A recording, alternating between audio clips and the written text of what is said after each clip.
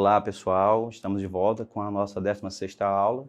Eu sou o professor Cleves, dos 6º anos, e nós na costa do Mediterrâneo, por volta de 2500 a.C.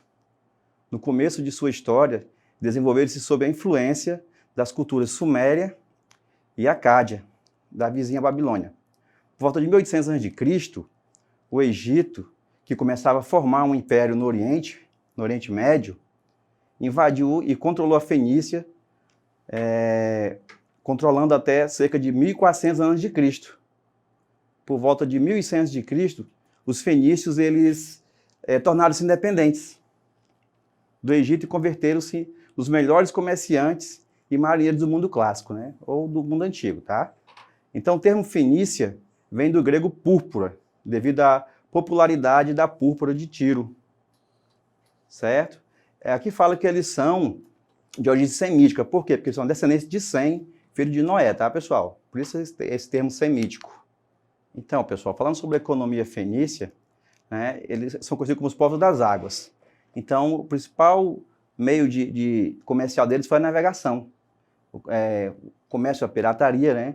Tinham bastante influência geográfica, isso devido à escassez do solo fértil, né? Então, eles se direcionaram ao mar.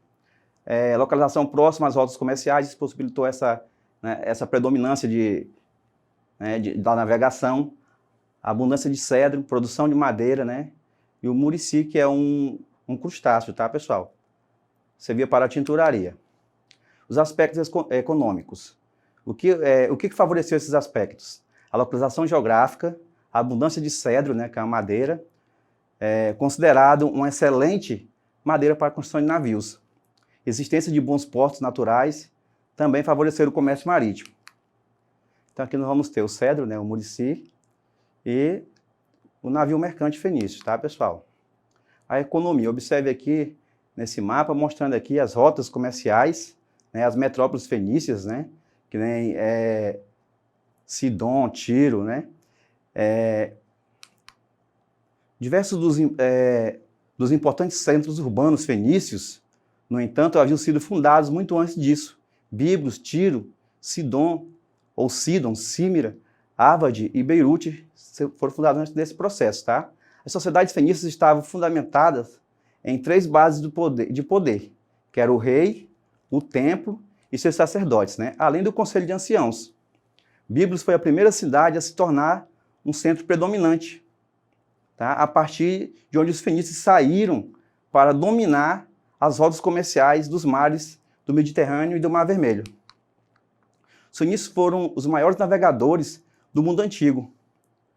Com audácia, percorreram o mar Mediterrâneo e atingiram o Atlântico e viajaram em torno da África. Aliando a vocação marítima com a habilidade comercial, fundaram importantes colônias como Cartago. Para facilitar a escrita comercial, criaram também o alfabeto, né? Conhecido como alfabeto fenício. Maravilhosa invenção da história da comunicação humana. E aqui nós vamos ter, né, um navio de comércio, né? Tinha um casco arredondado que aumentava o espaço interno, possibilitando maior volume de carga. Então, ele tinha uma cabeça de cavalo, como mostra aí, tá, pessoal? Na proa, né? E temos os birrêmios também, navios de guerra. A gente vai conhecer um pouco mais sobre eles, tá? Manobras, né? A vela das galés, ou galés, era grande e retangular. Quando o barco mercante se envolvia em batalhas navais, ela era retirada para facilitar a dirigibilidade, ou a dirigibilidade, tá? A direção do navio era controlada por 2 lemes, e com grandes pás assimétricas posicionadas na popa. Então observe aí, nessa imagem que a gente observa vários homens, né, remando.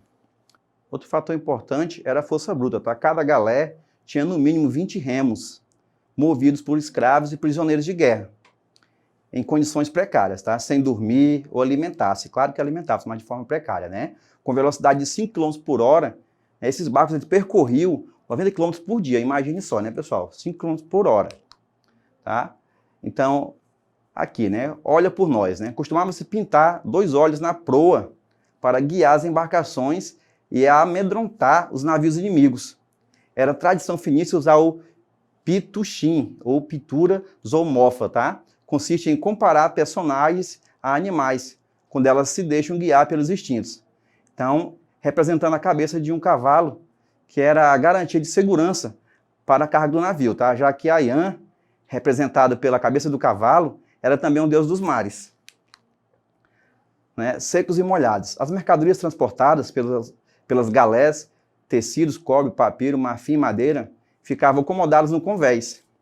Potes de cerâmica com perfume, vinho, resina e azeite ficavam no interior do casco. Então, era uma carga mais frágil, por isso precisava de maior proteção, né? Evitar a quentura e tudo mais, a alta temperatura, né? Sintonia fina, o que era isso, né? O ritmo de remadas era marcado pelo som de uma flauta ou pelas batidas de um tambor, sincronizando os remadores e evitando a fadiga. A música das galés foi a precursora das marchas dos exércitos. Você já deve ter assistido alguma série, né, sobre os vikings, sobre povos da Idade Média, da Idade Antiga, que mostram esse processo, né, do remo, né, através da batida de tambores e flautas. A sociedade fenícia, né, era composta por cidades-estados. Então, os homens eram marinheiros e comerciantes, as mulheres trabalhavam na produção de mercadorias comercializáveis nas indústrias, por isso elas conquistaram autonomia, tendo liberdade e importância social. Em todas as cidades predominava o poder de uma oligarquia mercantil sobre a massa de camponeses. As cidades fenícias foram famosas por sua religião panteísta, onde o universo ou a natureza e Deus são idênticos, não acreditando em um Deus pessoal, antropomórfico, ou seja, com forma de um ser humano, ou o Criador, tá? E seus templos eram o centro da vida cívica. Então, os aspectos sociais, né? Eles tinham um rei, ricos comerciantes, é como se fosse aí a pirâmide social, tá? Os sacerdotes, os trabalhadores livres, né? Que eram compostos de artesãos, camponeses, marinheiros e pequenos comerciantes. E ainda mais tinham os escravos, né? E prisioneiros. O governo fenício era caracterizado pela talassocracia, onde o poder é centralizado em torno de suas conquistas marítimas, ou seja, se baseava nas navegações, né? Tudo que eles conquistavam era através das viagens marítimas. Aqui vamos ter também, pessoal, uma armadura de bronze fenícia, tá? Ela está no Museu Arqueológico da Tunísia. As cidades-estados. O isolamento geográfico dos fenícios dificultou a formação de um estado unificado. Então, assim, formaram-se cidades-estados independentes. Cada uma das cidades-estados tinha o seu próprio rei. Tá? A Assembleia era composta, em geral, de ricos comerciantes, tinham também sacerdotes, né, que também participavam das decisões políticas. Então, nesse mapa a gente observa, tá, a região do litoral fenício, né, e observa que era composta por várias montanhas, né? Então, por isso a dificuldade de adentrar ao continente. A origem, né, desse povo era semita, como já citei para vocês, tá? É porque os semitas são descendentes, né, do filho de Noé, Sem, tá? Então, a localização, né, dessa região fica entre o litoral do mar Mediterrâneo e as montanhas do atual Líbano, né? Hoje terras do Líbano. Então, vocês viram recentemente aquela situação daquela explosão lá nos portos do Líbano. Então, compõe essa região aí, tá, da Fenícia, tá? Que hoje os fenícios são eles, os libaneses, certo? Que também são, né, ávidos comerciantes, uma herança do passado. Parte desse território era muito fértil, então eles tinham trigo, oliveiras, né, extração de madeiras nobres, como o cedro, né? Inclusive, o cedro faz parte da bandeira do Líbano atual. A outra parte do território era muito quente e árida. Montanhas do Líbano impediam os fenícios de adentrar o continente. Por isso, eles voltaram suas atividades para o mar, como eu já citei para vocês agora há pouco no slide passado, né? Passou agora há pouco. A religião. Eles eram politeístas, né? Cada cidade adorava seu próprio Baal, Deus o Senhor, tá?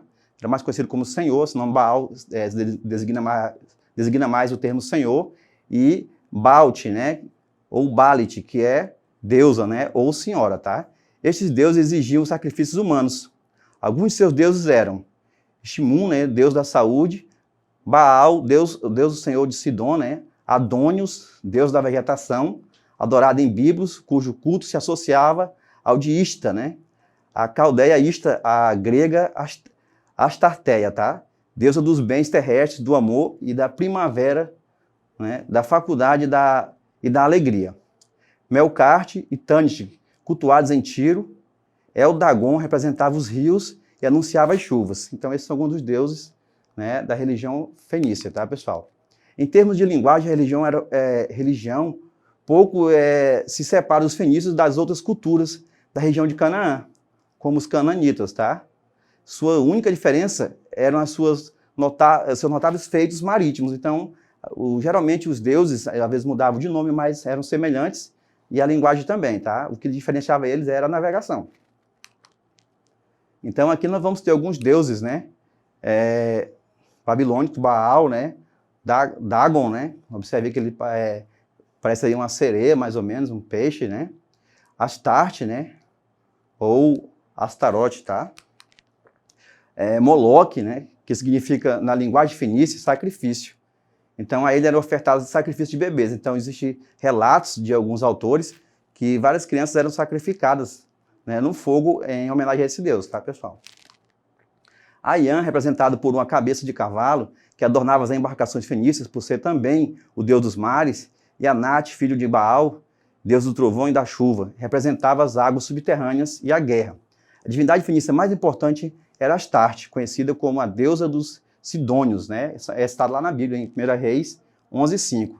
Filha de Baal, irmã de Camus, ou Caimoche, né? Deusa da lua, da fertilidade, da sexualidade e da guerra, adorada principalmente em Sidom, Tiro e Biblos. A arte,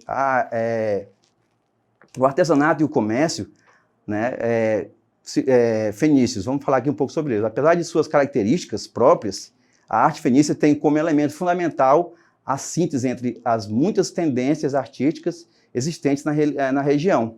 Ou seja, existia uma mistura de técnicas, já que existiam vários povos estrangeiros nessa região, tá? Então, é estilizada, apoiada na ourivesaria, nos trabalhos em marfim e bronze, sem padrões rígidos de beleza. Cedro e cipreste e o pinho, construção de embarcações, era a utilização desse tipo de madeira, tá? O artesanato produziam tecidos, joias, perfumes, vidros, cerâmicas decoradas, armas e objetos de marfim. Então, observe aí algum desses objetos que eles produziam, tá? Inclusive aí uma moeda fenícia, né, pessoal? Os fenícios se tornaram conhecidos pelos altos relevos e talhas em madeira de marfim. Essas obras geralmente eram de pequenas dimensões, apesar de obras maiores, como o sarcófago de Airã ou Airão, tá? Que era o rei de Biblos, tá? Os artesãos também inventaram o vidro, né? Modelando em copos, tá? Então aí o sarcófago, observe na imagem, né? De Airã, que era um rei fenício, tá, pessoal? A tinta púrpura tingia tecidos, tá? Então, servia para tingir tecidos. Um dos principais produtos comerciais desse povo era extraído da glândula de um molúsculo marinho chamado de murici, ou púnico, tá? Usada para designar os fenícios. Deriva de pônix, que significa roxo, púrpura. Então, observe aí, daí que ele extraiu essa cor roxa, tá? Então, o murici eram conchas de caramujos, né? Para obter meio litro de tinta púrpura, né? Era necessário mais de 60 mil muricis. Então, observe quantos molúsculos eram necessários para produzir meio litro de tinta, tá, pessoal? Vamos ter aqui o arco triunfal de Tiro, tá? A cerâmica fenícia, tá? Então, pessoal, vamos observar aqui qual foi o legado cultural dos fenícios, né? Primeiramente, qual foi a contribuição deles para a ciência? Primeiramente, foi o alfabeto, né, fenício, com 22 letras, com base na escrita cuneiforme dos sumérios e nos hieróglifos dos egípcios, tá? Adaptado pelos gregos, que acrescentaram as vogais, né? O A, E, I, O, U, para quem não lembra, certo? A matemática, a astronomia, né? Os fenícios observavam o movimento das estrelas e as migrações das aves, né? As correntes marítimas e os ventos. E eles utilizavam esses fenômenos como meio de orientação em suas viagens. Então, pessoal, é isso, né? Vamos aqui para uma atividade, tá? A questão 1 diz o seguinte: as condições geográficas da Fenícia, região mediterrânea, determinaram a dupla vocação dos fenícios, de A, comerciantes industriais, B, mercadores e navegadores, C, agricultores e comerciantes, D, mercadores e agricultores. Então, observe aí, daqui a pouco a gente vai observar a resposta e ver se vocês conseguiram acertar. A2, né? Das alternativas abaixo, a que melhor caracteriza a sociedade fenícia é A, a existência de um Estado centralizado e o monoteísmo. B, o monoteísmo em agricultura. C, o comércio e o politeísmo. D, as cidades-estados e o monoteísmo. Então, vamos para as respostas, né, pessoal? Então, quem respondeu a letra B na questão 1 acertou, né? Mercadores e navegadores, né? Foram as condições geográficas da Fenícia, né? Que diz o seguinte: as condições geográficas da Fenícia, região mediterrânea, determinaram a dupla vocação dos fenícios de... Então, letra B, mercadores e navegadores. A 2, né? Das alternativas abaixo, a que melhor caracteriza a sociedade fenícia é... Então, letra C, tá? Os fenícios se destacaram pelo comércio marítimo, principalmente no mar Mediterrâneo, além de adorarem diversos deuses e realizarem cultos considerados violentos. Então, pessoal, era isso, tá? Obrigado aí pela atenção. A nossa aula está aí na plataforma Eduque e ficamos por aqui.